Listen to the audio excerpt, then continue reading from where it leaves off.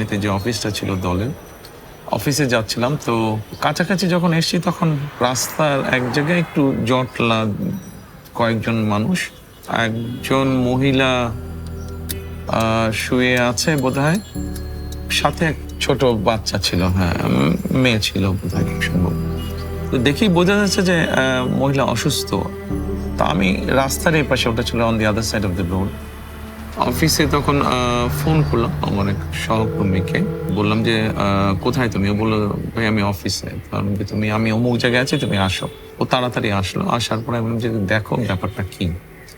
আমি আর ওই জটলাতে যাইনি, আমি ওখানে। তো ও দেখে এসে আমাকে বলল যে খুব সম্ভবত মহিলাটা খুব অসুস্থ, এবং আমি তখন ওকে আমাদের জন্য অফিসে যে ডাক্তার ছিল যোগাযোগ করো, দেখো মহিলাটা কিভাবে সহযোগিতা করা যায়। তারপরে মহিলাটাকে হসপিটালাইজ করা হয়, পরে আলহামদুলিল্লাহ সুস্থ হয় মহিলাটা।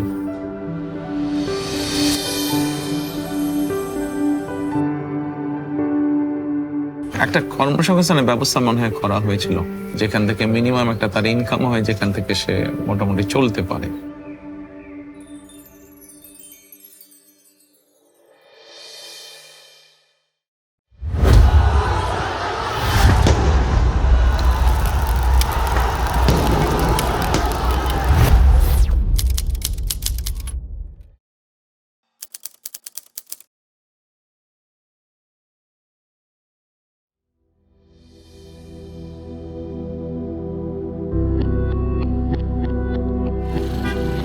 আমাদের বৌদ্ধ মন্দির থেকে তিলপাপাড়া অনেক দূর। ওখানে যেয়ে কিছু মানে 1 ঘন্টার ভিতরেই উনি ওখান থেকে মনে করেন দগ্ধ অবস্থায় সমস্ত বিশ্ব রোড হয়ে আপনার বৌদ্ধ মন্দির এসেছে। আর সে নিজের গায়ের কাপড় চোপড় খুলে খুলে ফেলেছে। কত মানুষ রাস্তায় ছিল, কেউ বাঁচানোর চেষ্টা করেনি। তখন বৌদ্ধ মন্দিরে এসে আমাদের পরিচিত একটা দোকান, সেখানে ওনাকে বরফ টরফ দিয়ে, হরতাল ছিল, গাড়ি যাচ্ছে না। পরে আমার ভাইয়েরা জোর করে একটা গাড়ি নিয়ে নিজেরাই চালিয়ে নিয়ে গিয়েছে আপনার বাণী মিডে। পরের দিন আমি আমার আব্বুকে দেখতে যাই, তখন আমার আব্বু আমার দেখে কান্না করছিল। মানে বোঝাচ্ছিল যে তার গা ঝুলে পড়ে যাচ্ছে, হয়তো তার কষ্ট হচ্ছিল, সেটা বোঝাচ্ছিল। আমাদের 2 বোনকে মাথায় হাত দিয়ে ওগুলো মানে আমাদেরকে দেখছিল, দেখে উনি একা একাই কান্না করছে। আব্বুকে তো ওইভাবে কখনো দেখিনি, মানে পুরো শরীর ব্যান্ডেজ করা ছিল। হসপিটালে যেয়ে দেখার পরে আমার মাথা ঘুরে যায়, আমি হসপিটালে অজ্ঞান হয়ে যাই। আমি তো ওনার চিকিৎসার দিন আমি ওনার সঙ্গে ছিলাম 5 দিনের দিন। আমাকে বললো একটা কলা দাও, কলা খাই, পানি খাই বলে নিয়ে কলাটা যেই নিতে গেছি, পেস ফিরেন দেখে চোখ উল্টাইয়ে ওই সময় জানটা বেরিয়ে গেল। আমার বাচ্চারা বাসায় ছিল। খবর আসলো, একজন আমাদের এলাকারই মামা হয় পরিচিত, এসে বলছে যে আমির হোসেন মারা গেছে। এটা শোনার পর মানে আমাদের 2 বোনের মাথায় আর কোনো কাজ করেনি। পরে আমি যে আর আব্বুকে দেখতে পাইনি, আমি দেখছি ওই যে ঢাকনাওয়ালা ট্রেসারগুলো আছে না, ওতে করে আব্বুকে নিয়ে যাচ্ছে।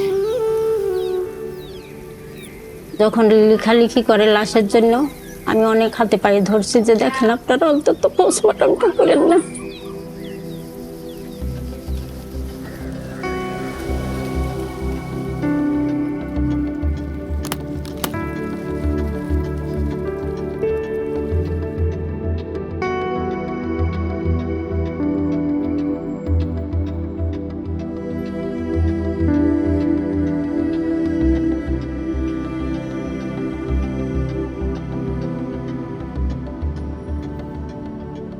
তখন পরিস্থিতি খুবই ভয়াবহ ছিল।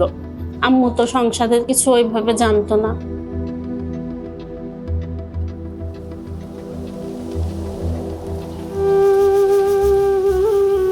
বাবা না থাকলে তো কিছুটা অসহায় লাগেই। আমিও ছোটবেলায় বাবা হারিয়েছি, কাজেই মাথার উপরে বাবার ছায়াটা না থাকলে তো অসহায় লাগে। সেটা ছেলে হোক মেয়ে হোক। হয়তো আমাদের সামাজিক ব্যবস্থায় মেয়েদের জন্য বিষয়টা একটু বেশি কষ্টকর। যখন তাদের এরকম ঘটনাটা ঘটে, তারপরে থ্রু ডক্টর আমান আমরা হেল্প করতাম ফ্যামিলিটাকে।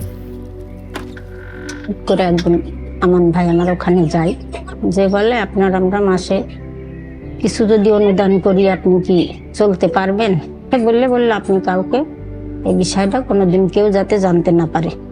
7 দিয়ে 8 দিয়ে মনে হয় 9টি যে বন্ধ হয়ে গেছিল, বন্ধ হয়ে কোনো খোঁজই পায় নাই। তখন আমি তো আর মনে করেন 8 সালের থেকেই মনে হয় বন্ধ হয়ে গেছিল। আমি তখন আমার নিরুপায় হয়ে আমি দেখলাম এ সম্ভব না, আমি তো আর পারতেছি না। স্বাভাবিক আমি জেলে যাওয়ার পরে তো ওই হেল্পটা বন্ধ হয়ে যায়। ওরাও সবাই তো সমস্যার মধ্যে, কি করবে। তখন আমার ওয়াইফকে জানায় বিষয়টি। তখন আমার ওয়াইফ আমাকে জেলখানায় জিজ্ঞেস করলেন যে এরকম না। বললাম যে হ্যাঁ এটা তো করতাম, বাট এখন তো পারছি না আমরা। ওনারা যখন 1 বছর খোঁজ না হয় তখন আমি খুবই অসুস্থ হয়ে পড়ছিলাম, কারণ আমার সাহসটা হারাই ফেলছিলাম। আমি সেলাই মেশিনে কাজ করে 3টা পেট, তারপরে লেখাপড়ার খরচ, তখন আমি নিজেই বাড়ি চলে আসছি। মনেও কখনো কল্পনাও করি নাই যে ওনারা আর আমার কোনোদিন খুঁজবে। বছর খানিক পরে তখন আবার আমার মামা একদিন ফোন দিয়েছে আমার আম্মুকে। তখন মনে করেন আমার সাহস, আমার একটা বুকে সাহস আসলো। সেই থেকে সমস্ত চিকিৎসার ভার আমার আম্মুর, আমার বড় বোন অসুস্থ হয়েছিল, সমস্ত চিকিৎসার ভার আমার মামাই মানে ওনার দায়িত্বেই করিয়েছে আমার আম্মুকে। এই দেখেন 17-18 মারা গিয়েছে 21 বছর পরছে, অথচ 17-18 বছর ওনারা আমার সঙ্গে আমার পাশে আছে। বিপদে আপদে যেটুকুই হোক আমার খোঁজ রাখছে, এটাই উনি মনে করেন যে আমার মেয়েদেরকে দিত আর বলতো পড়াশোনা করছো, সকালে এইভাবেও খবর নিছে, তোমরা কি স্কুলে গেছো, কিভাবে পড়ো, কখন পড়তে বসো। মেয়েদের সবসময় বলে ওদেরকে বিয়ে দেবেন না। যেহেতু বাবাও নেই, সেই জন্য ওরা যদি লেখাপড়া শিখতে পারে, ওরা যদি নিজের পায়ে দাঁড়াতে পারে, তাহলে ফ্যামিলিটার মধ্যে আত্মবিশ্বাসটা ফিরে আসবে। আমি সেই চিন্তা থেকেই বলেছিলাম যে বিয়ে তো করবি, সেটা 2 দিন আগে হোক পরে হোক। তো আমার মা আমাদের জন্য সেই থেকে, আমার মাও আমাদের জন্য অনেক করেছে, মনে করেন পড়াশোনা শেষ করিয়েছে। আমি তো তখন বুঝি নাই যে আমি এটা কোথা থেকে পাচ্ছি। আমি তো এতদিনও জানতাম না। এইবার ডাক্তার দেখাইতে যেয়ে এই মনে হয় বছর 2, তখন বললো যে আপনি যেহেতু নামাজ পড়া রোজাদার লোক, আপনাকে আমার কিছু বলার নেই, ওনার জন্য দোয়া করেন। ওনার আম্মা খুব অসুস্থ, উনি ফোন দিয়ে আমাকে এটা বলে। তখন আমি বুঝতে পারি। আমার যখন কেউই ছিল না, তখন 2টা বাচ্চা নেমে অসহায় অবস্থা, ওনারা আমার পাশে ছিল। ট্রিটমেন্টের থেকে শুরু করে সমস্ত লেখাপড়া, যা দায়িত্ব, ওষুধপত্র নিয়ে এতদিন আমার সঙ্গে ছিল এবং এখনো আছে। মনে করেন উনি তো বাবার মতো দায়িত্ব এতদিন আমাদের পালন করে এসেছে। ওনাকে দেখলে ওনার সাথে আমি একটু জাস্ট আমার ভালো মন্দ কথাগুলো শেয়ার করতে চাই, ওনাকে একটা সালাম জানাতে চাই। আমার কাছে যখন মনে হয় যে তাদের পাশে একটু দাঁড়ানোতে তারা নিজের পায়ে দাঁড়াতে সক্ষম হয়েছে, তাদেরকে একটু সহযোগিতা করানো, যতটুকুই হোক সহযোগিতা করানো, ডেফিনেটলি তখন তো ভালো লাগে।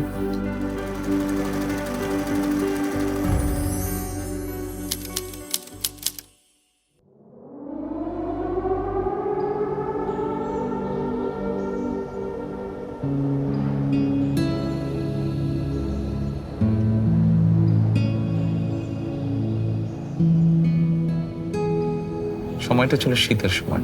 জেলখানায় আমার সাথে একটা ছেলে থাকতো। ওই ছেলেটা আমাকে এমনি কথায় কথায় বলছে যে জেলখানায় এরকম অনেক মানুষ আছে, গরিব মানুষ আছে, বিশেষ করে বয়স্ক মানুষ। মহিলাদের ক্ষেত্রে এটা আছে বেশি, পুরুষদের ক্ষেত্রেও আছে। অনেকে এরকম আছে যাদেরকে কেউ দেখতে আসে না, যাদের কোনো ফ্যামিলি তেমন আসে না। গরম কাপড় নেই এদের। জেল থেকে যে কম্বল দেয় ওই কম্বলই আছে, কিন্তু ওই কম্বলটা সারাক্ষণ আপনি শরীরে রাখতে পারবেন না। তো সোয়েটার নেই বা শল নেই। তা আমি ওর কথাটা শুনলাম, শুনে আমি চুপচাপ থাকলাম। তার বলার কিছু নেই, আর করার তো অবশ্যই তখন কিছু নেই। তো পরবর্তীতে কোর্টে ডেট ছিল আমার, তার কয়েকদিন পরে কোর্টে ডেট ছিল। কোর্টে গেলাম আমি। কোর্টে যাবার পরে আমার এক সহকর্মী, ওর নাম রুমন, তো আমি কাছে ডাক দিয়ে ওকে বললাম যে এক কাজ করো, কিছু মহিলাদের শলটা হলে একটা সুবিধা হয় কি, আর যেটা চাদর সেটা রাত্রে ঘুমোতেও পারে, বা দিনের বেলায় সেটা শীত লাগলে সেটা গায়ে জড়িয়েও ধরতে পারে। কিন্তু কম্বল তো সবসময় আপনি ব্যবহার করতে পারবেন না এক্সেপ্ট ঘুমানোর সময় ছাড়া। কারণ যে পুরুষদের জন্য কিছু সোয়েটার এবং মহিলাদের জন্য কিছু শল তুমি একটু আমাকে এনে দাও, জেল অথরিটি ওনাদের কাছে তুমি পৌঁছে দাও, আমি ওনাদের সাথে কথা বলবো। তখন জেলে ডিআইজি ছিলেন একজন মেজর হায়দার। আমি রুমনকে বললাম যে তুমি ওনার কাছে পৌঁছে দিও, আমি ওনার সাথে কথা বলবো। পরে রুমন ওগুলা ওনার কাছে নিয়ে গেছিল, তবে আমি তার আগেই আমি যখন ফিরে আসলাম আবার জেলে নিয়ে আসলো আমাকে। তো ওনার সাথে ওই দিন কি পরের দিন বোধহয় আমার দেখা হলো। তখন আমি বললাম যে হায়দার সাহেব এরকম আমি শুনেছি এরকম, তা আমি কিছু এরকম গরম কাপড়ের ব্যবস্থা করছি, তো ওগুলা এসে পৌঁছালে আপনার কাছে দিবে, তা আপনি যদি একটু দেখে, আমি তো আর দিতে পারবো না, আপনি দেখে যদি সত্যি এরকম যারা নিডি তাদের কাছে যদি একটু এই জিনিসগুলো পৌঁছে দেন। তো পরে ওনারা দিয়েছিলেন, ওনারা পরে পৌঁছে দিয়েছিলেন।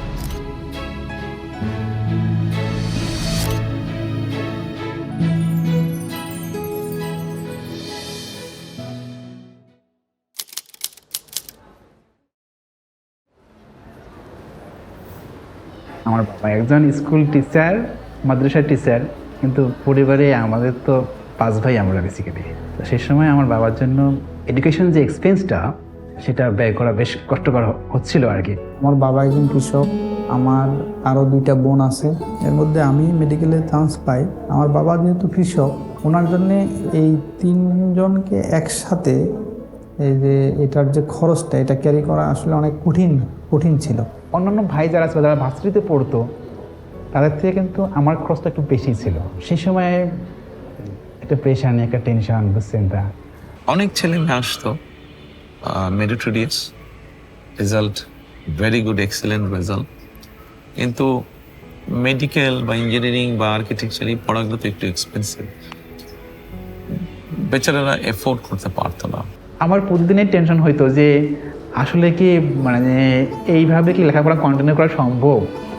যখন আমি ফার্স্ট ইয়ারে থাকি তখন তো আমি টিউশনই খুঁজতেছিলাম, তো শুরুর দিকে ওইভাবে কোনো টিউশনই পাওয়া যাচ্ছিল না। যে কোনো কারণেই হোক, আমার স্ত্রী যেহেতু একজন ডাক্তার, সে কারণে হয়তো নিজের অজান্তেই হয়তো মেডিকেলের বিষয়টা চলে এসছে আমার সামনে। সেই সময় আমার পাশে বিটু ভাই ওনারা আমাদের সঙ্গে কমিউনিকেট করলেন আর কি, করলেন যে ওরা প্ল্যান করলেন, যে বললেন যে আমরা তো তোমার রেজাল্ট দেখেছি, তোমার সম্পর্কে শুনেছি, আমরা তোমাকে একটা স্কলারশিপ দেওয়ার জন্য সিলেক্ট করেছি। কিছু ক্রাইটেরিয়া ছিল আমাদের, রেজাল্টটা দেখবো আমরা, এবং তার মানে ফাইন্যান্সিয়াল ব্যাকগ্রাউন্ডটা সত্যি ডিজার্ভ করে কিনা, কারণ আমাদের তো রিসোর্স অল্প রিসোর্সের মধ্যে যেহেতু আমরা দিব, তো সেই জন্য আসলে সে ডিজার্ভ করে কিনা সেই সাপোর্টটা, তো ওটা আমরা চেক করতাম ভালো করে।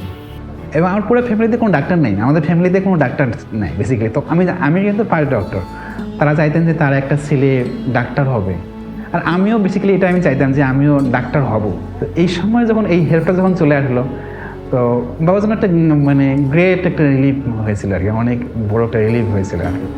পুরো মানে ফার্স্ট ইয়ার থেকে শুরু করে একদম ইয়ার পর্যন্ত, ফাইনাল ইয়ার পর্যন্ত, যতদিন আমি ইন্টার্নিতে না যাচ্ছি এবং ইন্টার্নের ভিতর না পাচ্ছি, এই সময়টা পর্যন্ত ওরা কিন্তু আমাকে ফুলি একটা ফাইন্যান্সিয়াল সাপোর্ট আমাকে দিয়েছে।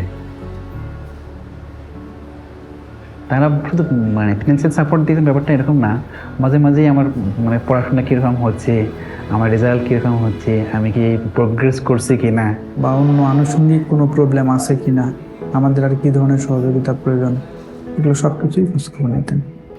এখন বড় হয়ে গেছে, এখন ফুল ফ্লেজের ডাক্তার হয়েছে অনেকে, বিসিএস পরীক্ষাও মনে হয় দিয়েছে, কেউ বিসিএস পরীক্ষা দিয়েও আপনার মেডিকেলে জয়েন করেছে। তো আমাদের এই স্কলারশিপটা যে জনাব তারেক রহমান স্যার দিয়েছেন, মানে এটা কখনোই আমাদেরকে মানে ইনফর্ম ওইভাবে করা হয়নি। তখন আমি জিজ্ঞাসা করছিলাম যে আসলে ফান্ডিং করা হচ্ছে, ডিটেলসটা আমাকে একটু বলা যাবে?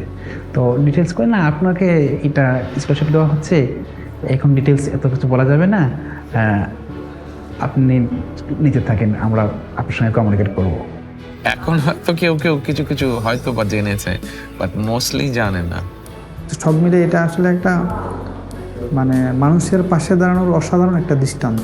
আজকে আমি মানুষকে সেবা করতে পারতেছি, এইটা সম্ভবই হইতো না যদি আমি ওই সময় আমার জার্নিটা কমপ্লিট করতে না পারতাম। একজন ডক্টরকে ডক্টর বানানো শুধু একটা মানুষকে উপকার করা না, এটা হাজার মানুষের উপকার করা। আপনি যখন একটা লক্ষ্য বা উদ্দেশ্য নিয়ে, ঠিক আছে, আপনি যখন একজনের পাশে দাঁড়াচ্ছেন, আপনার যতটুকু সম্ভব আপনার পক্ষে, এবং যখন দেখছেন যে আপনি যে উদ্দেশ্যে দাঁড়িয়েছেন এবং ওই মানুষটা তার লক্ষ্যে পৌঁছেছে, এটাতে ডেফিনেটলি আপনি ভালো ফিল করেন।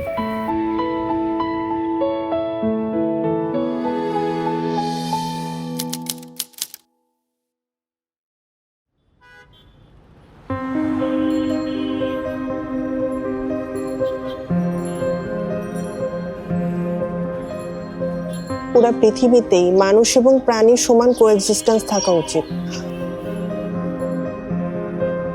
প্রতিটা প্রাণী কিন্তু সৃষ্টি করা হচ্ছে কোনো একটা পারপাস সহ, পারপাস ছাড়া কিন্তু কোনো কিছু সৃষ্টি করা হয়নি। ওরা তো বলতেও পারে না যে আমার খিদা লাগছে বা আমার এই জায়গাটায় ব্যথা, তাহলে ওদের প্রতি আমাদের রেসপন্সিবিলিটিটা আরো অনেক বেশি হওয়ার কথা না?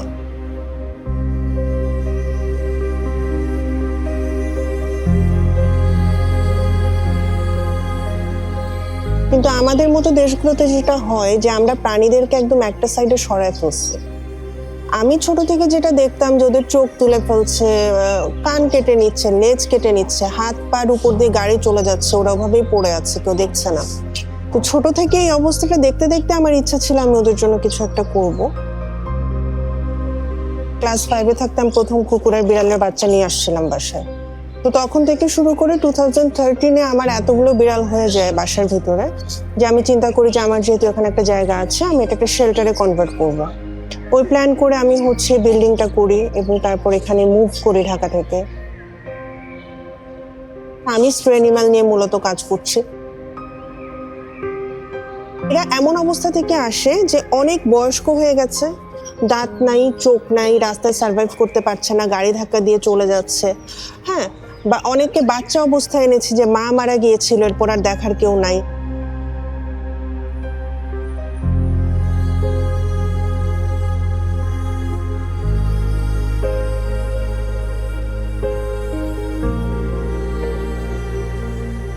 আমাদের এখানে অনেকগুলো আছে চোখে দেখতে পায় না, ওরা একটু এদিকে ওদিকে ঘুমায় থাকে, খুব একটা মুভ করে না। আর হাফ প্যারালাইজড অনেকগুলো আছে যারা ঠিক মতো হাঁটতে পারে না। তোরা রাস্তায় খাবার পাবে কিভাবে আর খাবে কিভাবে, যেখানে সুস্থ কুকুরে সার্ভাইভ করে না।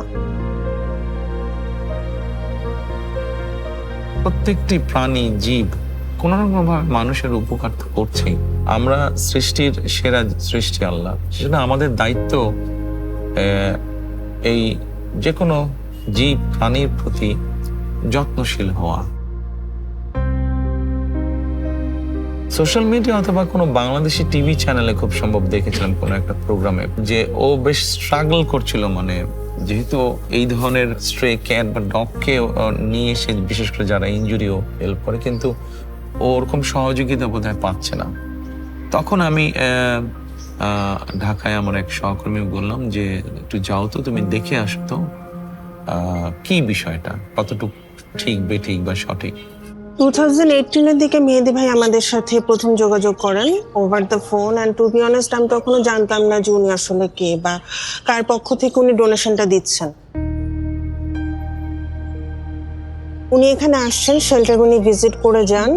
ও দেখে এসে আমাকে পরে রিপোর্ট করলো। তো তখন আমি এবং আমার মেয়ে আলোচনা করে আমরা সিদ্ধান্ত নিলাম যে ঠিক আছে, আমাদের পক্ষে তখন যতটুকু সম্ভব ছিল ওর কুকুর বিড়ালের আমরা যেটা করেছিলাম যে খাবারের কষ্টটা বেশি হয়, তো খাবারের ব্যাপারে যতটুকু সহযোগিতা করা যায়, তাহলে মাসিক ভিত্তিতে আমরা ওকে বললাম ঠিক আছে। পরে আমি আমার যে সহকর্মীকে পাঠিয়েছিলাম ওকে আবার বললাম যে তুমি গিয়ে বলো যে আমরা খাবারের ব্যাপারে এই পরিমাণ আমরা সহযোগিতা করতে চাই, যদি ওরা এগ্রি করে তাহলে আমরা স্টার্ট করবো এটা।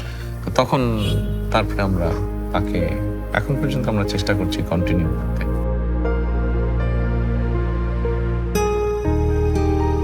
আমরা কোথাও কোনো ডোনেশন দিলে বা ফান্ড দিলে আমরা চাই যে আমাদের নামটা হোক, আমাদের নামটা সামনে আসুক। তো এত বছর ধরে যে উনি হিডেন থেকে আমাদের হেল্পটা করে গেছেন, এটা খুবই অ্যাপ্রিসিয়েটেড একটা জিনিস। এবং আমি যখন জেনেছি জিনিসটা খুব অবাক হয়েছি। ওনারা যে উদ্যোগটা নিয়েছে এটা তো আগে নেওয়া হয়নি। তো শুধু ফান্ডিং দেওয়া বলে না, একটা অ্যাম্বুলেন্সের উদ্যোগ নেওয়া হয়েছিল, ওনাদের একটা অ্যানিম্যাল ওয়েলফেয়ার অ্যাসোসিয়েশন করা হয়েছে। আমাদের কিন্তু অ্যানিম্যাল ওয়েলফেয়ার ডিপার্টমেন্ট বলতে কিছু নাই। তো এটা ওনারা যে শুরু করেছেন এটা তো ফার্স্ট, এটা অবশ্যই মানে একটা মাইল ফলক আমাদের জন্য। অন্তত একটা জীব হিসেবে যদি আমরা কিছুটা হলেও সহানুভূতিশীল হই এই সৃষ্টিগুলোর প্রতি, শুধু জীবজন্তু কেন, গাছপালা, আমাদের আশেপাশে যে গাছ আছে, গাছপালা সবকিছুর প্রতি, তাহলে আমরা যেরকম একটা সুন্দর পরিবেশ, সুন্দর সমাজ, সুন্দর রাষ্ট্র সবকিছুই একটু হলেও সুন্দর করে গড়ে তুলতে পারবো। তো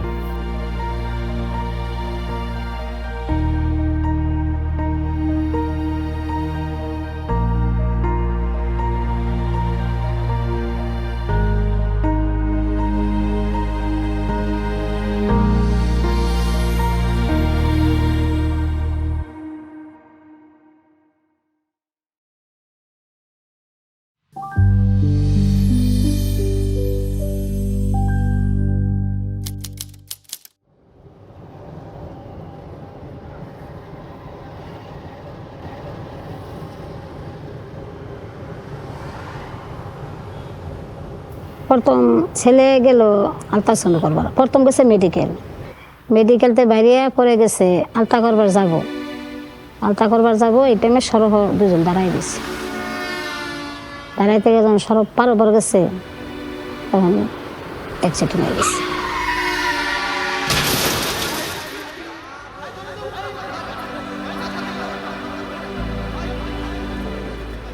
দৌড় পরে গিয়ে দিয়ে একটা সিএনসি খারাপ, সিএনসিটা খারাপ করি টান দেয় উঠে পড়লাম। উঠে পড়ছি, উঠে পরে আমি সিএনসি উঠে পড়ছি, উঠে পড়ে বেড়া আমার নিচে নিলে এবারে বেড়ার করতে টেয়া দিম, বেড়ার কিছু কই নেই, বেড়াই আমার টান দিয়ে নামাই আছে, নামাই উঠে আমি দেখি এনে একটা লাশ, দুইটা লাশ, দুই জায়গা আমার পুত আমার বইরে আলছে প্যাকেটও, আর নাতিনটারে গিয়ে পাই নেই আমি।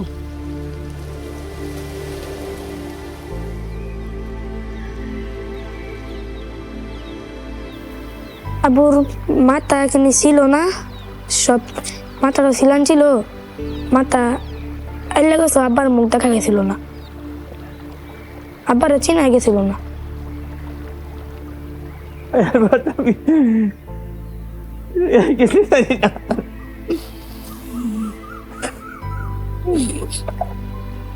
তারপরে গেছি, ওরা আম্মুল্লা দেখে দিয়ে, আম্মুর এটা কিছু ছিল না, খালি চোখটা ছিল, আর কিছু ছিল না। ওই আমার একজন বলছে আমার নাতি আছে একটা মেডিকেল আছে, গেছি গেছি এরা মারা গেছে বাচ্চা, এটা শুয়ে দিচ্ছে, শুয়ে থাকলে পরে আমি ওরে দোলা মুচ্ছে সময় দিচ্ছি,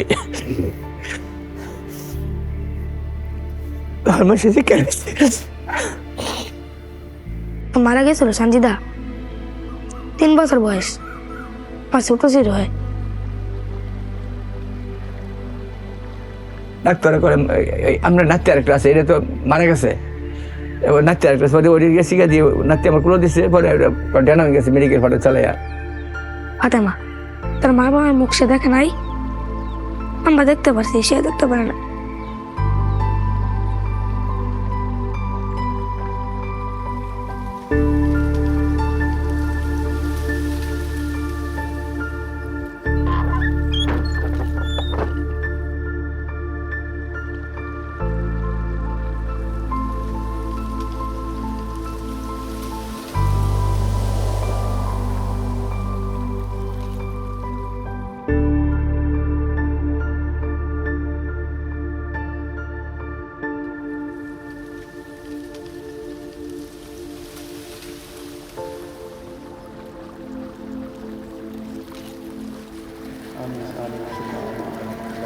কয়েক বছর আগের ঘটনা, পত্রিকায় দেখে আমি জেনেছি ঘটনাটা। মাটা মারা যায় কিন্তু বাচ্চাটা ভূমিষ্ঠ হয়েছিল, বাচ্চাটাকে এতিমখানায় দিয়ে দিয়েছিল। আর্নিং সোর্স তো বাবা ছিল, বাবা মা দুজনেই মারা গিয়েছিল, ওরা কয়েক ভাই বোন। দাদা দাদির সাথে খুব সম্ভব থাকে, এবং দাদা বা দাদির বোধহয় একজন প্যারালাইজ বোধ হয়। আমরা তো এমনি অসুস্থ মানুষ, এরপরে আমি কাম কাজ করতাম আগে, তখন তোর করার হয় না, করলে অসুস্থ হয়ে যাই, এরকম বড় বড় কাম করছি, তখন পুত মারার পরে তো আর আস্তে আস্তে এমনি অসুস্থ হয়ে গেছি। তখন আমি চিন্তা করে দেখলাম যে ওদেরকে যদি আমরা অর্থনৈতিক সহযোগিতা দিই, এমনও হতে পারে যে আশেপাশে হয়তো এমন মানুষ থাকতে পারে যারা কোনোভাবে তাদেরকে এক্সপ্লয়েট করে হয়তো অর্থনৈতিক সুবিধাটা সরিয়ে ফেলতে পারে। মানে দিচ্ছি আমরা তাদেরকে সহযোগিতা করার জন্য, কিন্তু হয়তো তারা বেনিফিটটা পাচ্ছে না, কেউ হয়তো সেখান থেকে সেটা সরিয়ে দিবে। তখন আমি ডিসাইড করলাম যে let us do something different. আমি বললাম যে ওদের সাথে বসো, কথা বলো, এসেনশিয়াল ফুড আইটেম কি পরিমাণ লাগে ফ্যামিলির এই কয়জনের মাসে। তখন মোটামুটি একটা এস্টিমেট করা হলো যে এই অ্যামাউন্ট চাল বা ডাল বা তেল বা চিনি বা নুন এগুলো লাগে। তখন আমি বললাম যে ঠিক আছে, তাহলে এখন থেকে আমরা তাদেরকে এই এসেনশিয়াল ফুড আইটেমের সাপোর্টটা দেবো। হয়তো আল্লাহ রহম করছে, আমি এটার উপায় আছেন, ভিক্ষা ছাড়া উপায় আছেন, আমার তো কিছু করার নাই। তো আলহামদুলিল্লাহ এখনো আমরা কন্টিনিউ করছি। আজকে বেশ কয়েক বছর হয়ে গেল, বাচ্চাগুলো বড় হয়েছে। মাঝে মাঝে আমি ছবিতে দেখি ওদেরকে, আমি বলি যে ছবি পাঠা আমাকে, ছবি দেখবো আমি, তোমরা যে দিচ্ছ জিনিসগুলো I want to see that. ওটা দিয়ে আমরা যখন আল্লাহর রহমতে আমরা চলতেছি, দেখাউন্ডা চলে যাবে ভাই, আমার 1 মাস আল্লাহ চলে। বড় চালাইতেছে। আর রাইতে চুরি হয়ে রাইতে 10টা 11টা বাজে খাওয়ান দিয়ে আইছি।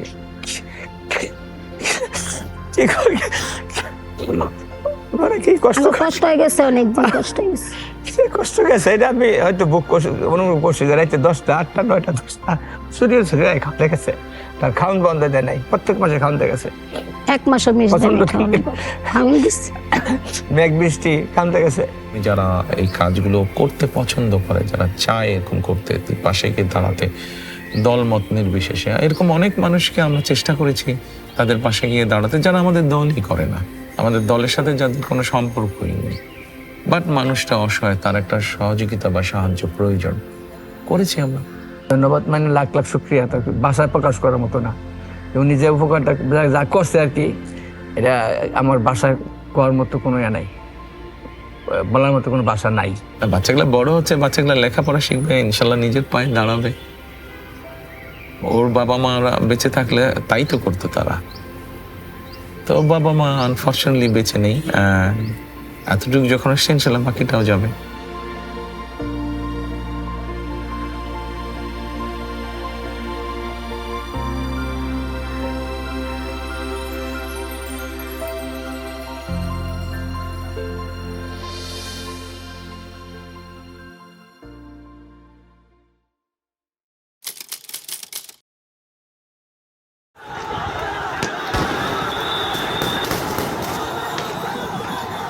পাঁচ তারিখে আমার ছোট বোন আম্মার বাসায় গেছে, তখন আমরা আশকোনাতেই থাকি। তো আমরা খবর দেখতেছি আমার ছোট বোন ও নাচতেছে, মানে শেখ হাসিনা পালাইছে এটা দেখে ও ওই খবর টবর দেখলো। 4টা বেজে গেছে, ওর ফ্রেন্ডরা ফোন দিতেছে নিচে নামার জন্য। তো ও চলে যাইতেছে পর আমাকে বলতেছে আম্মু আমি যাই। আমি কইছি আব্বু যেখানে যাও সন্ধ্যার মধ্যে চলে আসো, আম্মু তুমি টেনশন করো না, আমি চলে আসবো। তো নিচে যে 2 বন্ধুর সাথে চলে গেছে। 7:12 আব্দুল্লাহকে 2বার ফোন দিছি, ধরে নেয়। 7:19 আবার ফোন দিছি, 2বার ধরে নেয়। 3বারের মাথায় ও ধরছে। 36 সেকেন্ড ওর সাথে আমার কথা হয়েছে। সালাম দিয়ে শুধু বলছি বাবা তুমি কোথায়? ও বলছে আম্মু এয়ারপোর্টের মাথায়। বলছি বাবা আজান দিচ্ছে, সন্ধ্যা হয়েছে না, আম্মু আধা ঘন্টার মধ্যে আসতেছে। 8:10 একটা আননোন নাম্বার থেকে ফোন আসছে, রিসিভ করতে করতে কেটে গেছে। আবার উনি কল দিছে। উনি শুধু ফোন দিয়ে বলছে আব্দুল্লাহর আপনি কি হন? আমি বলছি আব্দুল্লাহর মা। কেন, কি হয়েছে? ও অ্যাক্সিডেন্ট করছে, আপনি একটু এখনই আসেন। আমি শুধু ওনাটা নিচ্ছে আর আমার ব্যাগটা নিচ্ছে আর মোবাইলটা নিচ্ছে। তো এর মধ্যে আবার উনি ফোন দিছে আছে আপনি তাড়াতাড়ি না আসলে ঢাকা মেডিকেল পাঠিয়ে দিবি। ওনার এই কথা শোনার পর আমি মোটামুটি যে আব্দুল্লাহর হয়তো গুলি লাগছে, রাস্তায় বেরোনোর পরে আমি বুঝি। তা আমি দৌড় দিয়ে ঢুকে গেছি। ঢুকে ও একটা কফি কালারের টাইস পরা, ওর চেহারা তো ঢাকা, ওর পায়ে সাদা সুতা বাঁধা দেখে আমি বুঝে ফেলছি যে আমার বাবাটা নাই। তা আমাকে ঢুকতেই দিতেছে না। মহিলা মানুষ বলতেছে আপনাকে ঢুকানো যাবে না, আপনি পুরুষ মানুষকে। তোর মামা গেছে, ওর মামা দেখে ওইখানে অজ্ঞান হয়ে গেছে, আমি অজ্ঞান হয়ে গেছি।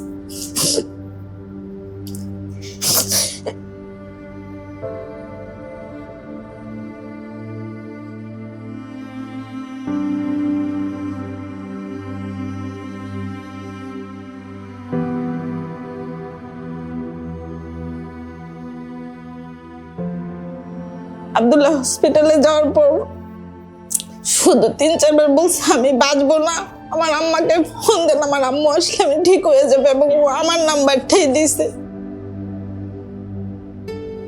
আব্দুল্লাহ মারা গেছে 5 তারিখে, আমি 8 তারিখ থেকে হসপিটালে ভর্তি জিসানকে নিয়ে। 19 তারিখে ধরা পড়ছে ওর ক্যান্সার, ক্লোন ক্যান্সার 3rd স্টেজে। তো একটা মার জন্য এরপরে আসলে আর কি বাকি থাকে? যতটুকু মনে পড়ছে এই ঘটনাটা আমি সোশ্যাল মিডিয়ার মাধ্যমে জানতে পারি। জানার পরে আমি আমাদের বিএনপি পরিবারের আহ্বায়ক রুমন বহু বছর, গত 20-25 বছর ধরে রুমন আমার এই কাজগুলোতে আমাকে সহযোগিতা করে। তো আমি রুমনকে তখন বললাম যে আচ্ছা এটা দেখলাম, তুমি একটু যাও তো দেখো কি ব্যাপার, গিয়ে দেখে সবকিছু জেনে শুনে আমাকে জানাও। তো দেন রুমন ওখানে যায়, মায়ের সাথে কথা বলে। অসম্ভব অসহায়ত্বের একটা ঘটনা সেদিন আমি জানলাম। আব্দুল্লাহ মারা যাওয়ার 14 দিন পর থেকে যুদ্ধ শুরু হয়েছে। আমি ছেলের জন্য কান্না করবো না, এই ছেলেকে নিয়ে হসপিটাল দৌড়াবো। ওর ট্রিটমেন্ট চলমান অবস্থায় তার বাবা স্ট্রোক করে মারা গেছে।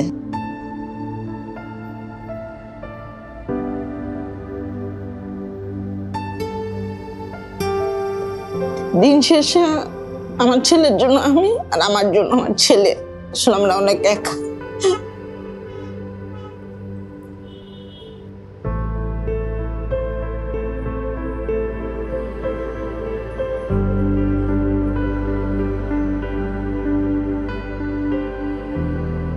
ভদ্রমহিলা বিভিন্ন জায়গায় বোধহয় গিয়েছিলেন, খুব সম্ভবত সেভাবে সহযোগিতা পাননি। তারপরে আমি তখন রুমনকে বললাম যে ঠিক আছে। তো ও বলল যে ভাইয়া এটা বেশ সময় এবং খরচ লাগবে এই ট্রিটমেন্টটাতে। তো আমি জিজ্ঞেস করলাম কেমন খরচ লাগবে, যেই খরচটা লাগবে একটু অ্যামাউন্টটা একটু বড়। বললাম যে ঠিক আছে, আল্লাহর নাম নিয়ে বিসমিল্লাহ বলে চলো আমরা শুরু করি, যতটুকু পারি আমরা এগোবো, আমরা আমাদের চেষ্টাটা করি, বাকি আল্লাহর ইচ্ছা। ওর এক একটা কেমো 49,000 টাকা করে পড়ছে। 3টা কেমোর পর থেকে প্রত্যেকটা কেমোটাকে আমরা বিএনপির পরিবারের পক্ষ থেকে পাইছি। উপর আল্লাহর পরে যদি কেউ আমাকে সাহায্য করে দেখে, আমরা বিএনপির পরিবার করছি, কারণ আমার দ্বারা সম্ভব ছিল না এই ট্রিটমেন্টটা করার। 2টা অপারেশন আমি বাইরে করাইছি, বাইরের ডাক্তার দিয়ে, সিএমএইচ এর ডাক্তার দিয়ে বাইরে করাইছি, কারণ অনেক টাকা লাগছে। এই 2টা সার্জারির টাকাও সম্পূর্ণ আমরা বিএনপির পরিবার দিচ্ছি। তারেক রহমান নিজে ফোন করে জিসানের খবর নিচ্ছে আমাকে, ওনাদের গুলশান অফিসে ডাকায়া উনি আমার সাথে, আমার ছোট ভাইয়ের সাথে কথা বলছে জিসানের জন্য যা লাগে আমি করবো, আমি যতটুকু পারি, আপনি শুধু শক্ত থাকবেন। তখন তো বিধ্বস্ত উনি, স্বামী মারা গিয়েছে, বড় ছেলে শহীদ হয়ে গেছে জুলাই, ছোট ছেলে এরকম অবস্থা। ওনাকে সাহস দেওয়ার জন্য আমি বললাম যে আপনি চিন্তা করবেন না, আমাদের পক্ষে যতটুকু সম্ভব আমরা আপনার পাশে আছি, টেনশন করেন না, আল্লাহর উপরে ভরসা রাখেন, ইনশাল্লাহ আপনার সন্তান সুস্থ হবে। ওনাকে যদি আমি কৃতজ্ঞতা মুখেও বলি সেটা প্রকাশ করে শেষ করতে পারবো না। আমি নামাজ পড়ে ওনার জন্য, ওনার ফ্যামিলির জন্য দোয়া করি। আমাদের সফলতা বা আনন্দটা এখানেই যে বাচ্চাটা আলহামদুলিল্লাহ আজকে অনেক সুস্থ বাচ্চাটা। মানে আমি চাওয়ার আগে এত কিছু পাইছি যে চাওয়ার আর জায়গা নাই গা, মানে আমার কোনো কিছু ফুলফিল, আমার বাচ্চার চেয়ে বড় কিছু তো নাই। তারা আল্লাহর রহমতে তাদের উসিলায় আমি আমার বাচ্চাটাকে সুস্থ পাইছি, এটাই আমার জন্য অনেক অনেক অনেক আলহামদুলিল্লাহ। মাটাও যখন সেই প্রশান্তির হাসি দেয়, ওটাই আমাদের কাছে সবচেয়ে বড় পাওয়া।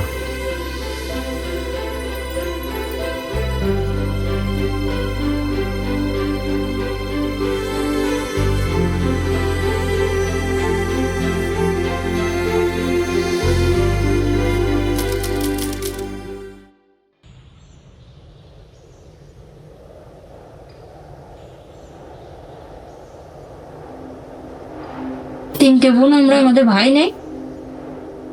বোনেরা বাপ থেকে মামা বাড়ি থেকে বিয়ে হয়েছিল, তারা রেখে যাচ্ছিল। যখন বাচ্চা হয়েছে তখনই এর বাপ যশোর যেতে, তখন আর বাপের কাছে জিজ্ঞেস করিলাম, যে বাপ কোথায়, তখন বলছে যে যশোরে থাকে। এই দেখার পরে আর হসপিটালও দেখতে গেছিল দেখছি। বই দেখেই তো ও সফরে চলে গেছে। যখন ছেড়ে দিয়েছে তখনই বলেছে। ওখানে 8 মাস ছিলাম শ্বশুর বাড়ি, তারপরে মামা বাড়ি পাঠাই দিয়েছিল। মামা বাড়ি থেকে তাই কয়েক মাস থাকার পরে তাই পাঠাই দিয়ে দিয়েছিল। এটুকুই চাইছিলাম যে আমার বাচ্চা যাতে তার বাপের পিতৃ পরিচয় পাই, যাতে দাদা বাড়ি যাতায়াত করতে পারে। শুধু আমার কাছে থাকবে না, তার দাদা বাড়িরও তো দরকার আছে। দাদা বাড়ি যাতায়াত করবে, দাদা বাড়ি যাবে তারা। এখনো বাপের ইসির দিক থেকেও কষ্টেই আছে, কারণ আমার কাছে অনেক সময় বলে এটা ভাই আমি বলতে পারি না। যখন আমার বাচ্চা জিজ্ঞেস করে সবার আব্বু আছে, সবাই বলে ওঠে আমার বাচ্চার অনেক পেরেন্ট, মানে কথা বলে বড় মানুষের মতো ইয়ে বলতে গেলে আমার আমি বলতে পারি না। যে অনেক অনেক প্রশ্ন করে, যখন সবাই আমার ওই স্বাস্থ্য ভাইরা আছে বাচ্চারা সবাই মা আব্বু বলে কোলে ওঠে, তখন আমার বাচ্চাও অনেক সময় ভুল কেমনে মামাকে বাপ বলে ডেকে ফেলে, বুঝছেন।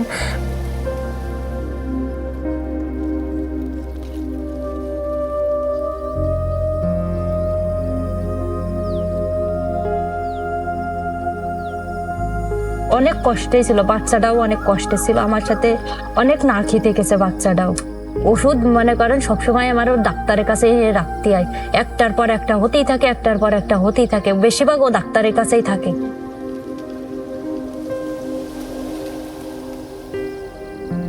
আমাদের থাকার ঘরও ছিল না, যে বাচ্চাটা নিয়ে থাকবো আমাদের থাকারও ঘর ছিল না।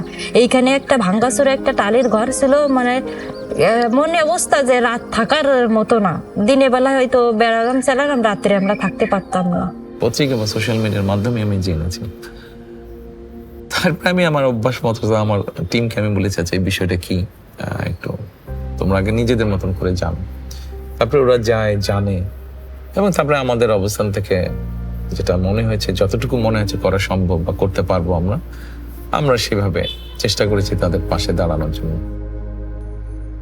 তার এসে আমাকে বললেন আমার বাচ্চার পাশে সুবিধা অসুবিধার জন্য পাশে থাকবে, লেখাপড়ার খরচ দিবে, আবার বলেছে তোমাকে একটা থাকার স্থান করে দেওয়া হবে ঘর। তা আমার ওই যে দেখতে পাচ্ছেন আপনারা এই ঘরটা তিনি করে দিয়েছেন, আলহামদুলিল্লাহ। এই আমার বাচ্চা নিয়ে ওই ঘরে আমি থাকতে পারবো।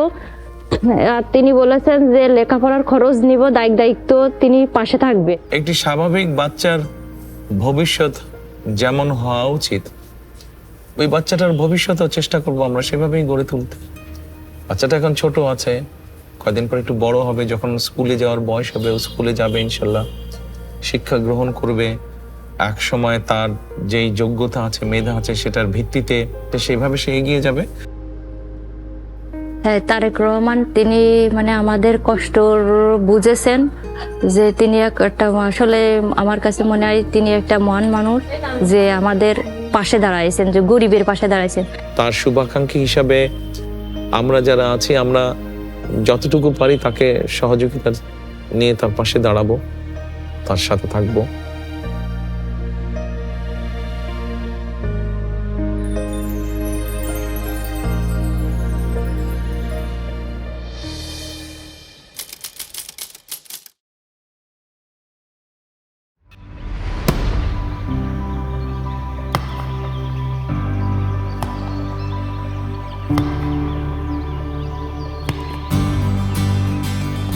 আমার বয়স 6 বছর 2 মাস চলে। আর যখন বয়স 3-3.5 বছর হয়, তখন তিনি খেলাধুলা আমি শিখাই।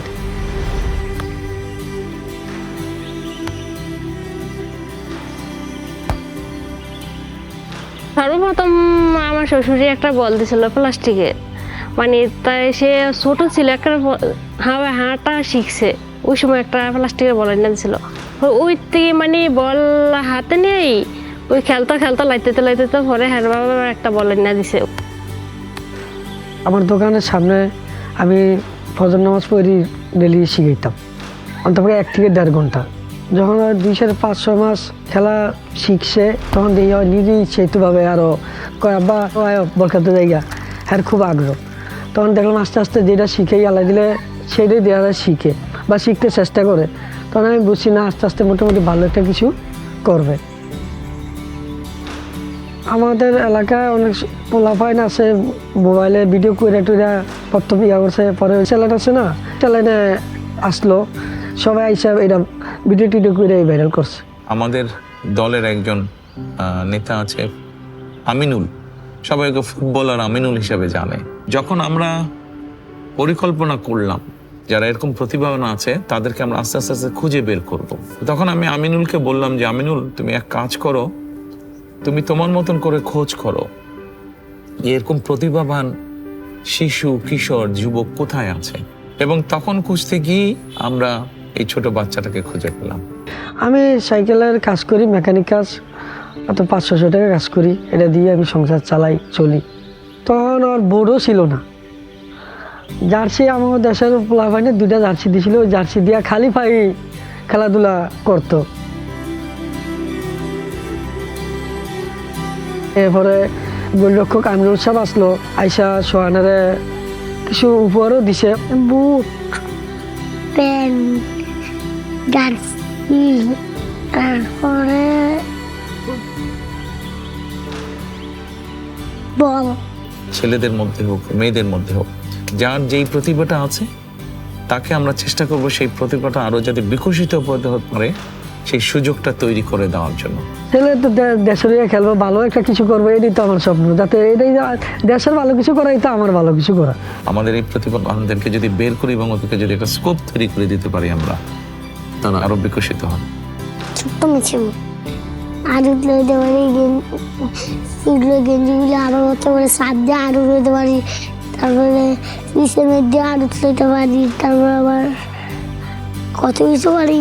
আমি ধন্যবাদ জানাই জনাব তারেক রহমান সাহেব আর গোলরক্ষক আমিনুল সাহেব, তারা আমার মাসে কিছু অর্থায়ন দেয়।